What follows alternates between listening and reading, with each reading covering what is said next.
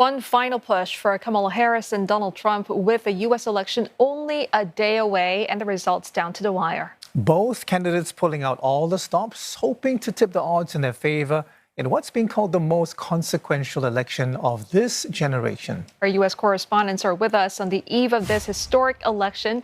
Simon Marks in Washington, D.C., Caroline Malone in Pennsylvania, and Sally Patterson in Florida. Well, Simon Marks tells us all the measures in place to deal with the potential threats of violence.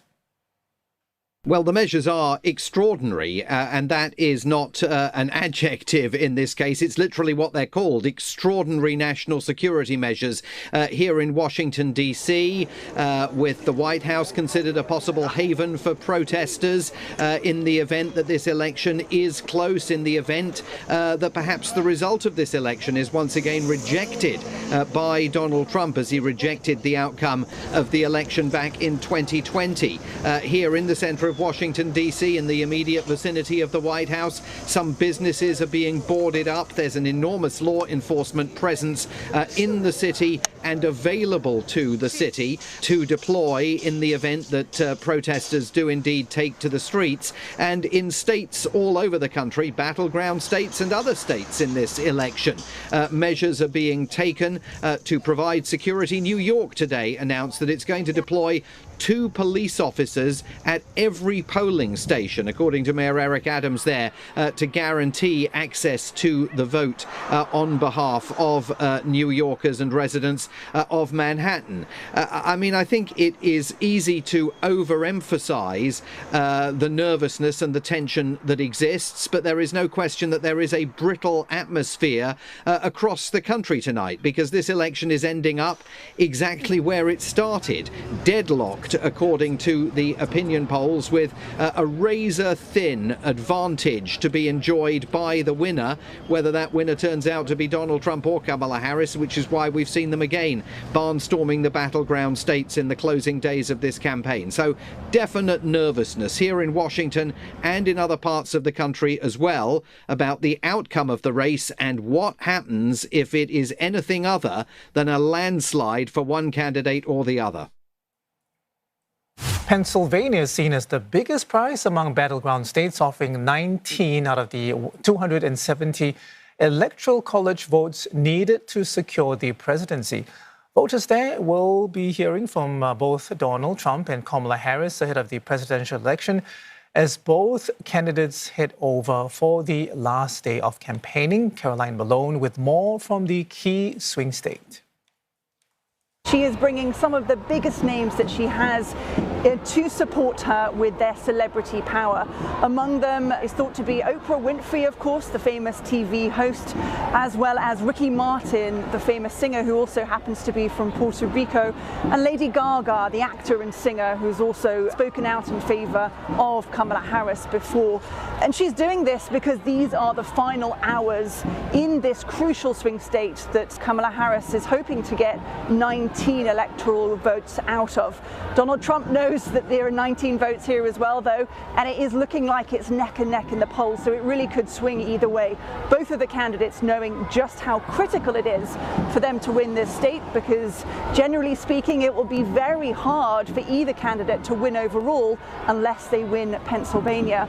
Now, among the messages we're likely to hear from Kamala Harris is what she sees as the threat to democracy from another Donald Trump win. We've heard that in her campaigns before, and it will be especially poignant here in Philadelphia because this is the birthplace of US democracy. It's where the founding fathers signed the Constitution towards the end of the 18th century. It's where a lot of freedoms were established with that Constitution, and so we can expect her to repeat some of those messages when she gets on that stage tonight and speaks to these people here in Philadelphia and, of course, across the wider state. Kamala Harris is also trying to keep the fun and lightness in her campaign. She appeared over the weekend at Saturday Night Live, a comedy show, trying to reiterate the fun and the joy in her messaging. But there is an underlying seriousness, of course. This state could go either way. Whoever wins it is likely to win overall. We saw Biden, for instance, President Biden win in 2020 just by 70,000 votes, and that was, ultimately how the election was decided, because the electoral college votes from this state, Pennsylvania, are so critical. Mr. Trump is also set to crisscross Pennsylvania on the eve of the election before he heads down to a watch party in West Palm Beach, Florida. As Sally Patterson tells us more on what we can expect from Trump's final pitch. He's using this final bit of election time to try and get those final votes in key swing states. He's had a very busy Monday. He was in North Carolina. He then went to Pennsylvania, 2 different rallies there. And finally, he ended in Michigan. And I want to flag one of those rallies in North Carolina where he was suggesting 2 of his favorite topics could come together. That is tariffs and immigration. We've heard those 2 at the very front of his campaign throughout this season. And speaking to voters there, what he said was if Mexico didn't stem the flow of migrants coming into the United States, he threatened them with a 25% income tax or tariff on all imports coming into the U.S. Now, we've heard about tariffs from Mr. Trump over and over again, and we, of course, saw a retaliation from many of those countries as well, imposing their own tariffs on U.S. goods. So there is questions from economists about whether that tactic could actually help when it comes to the U.S. economy and protecting U.S. manufacturing as well.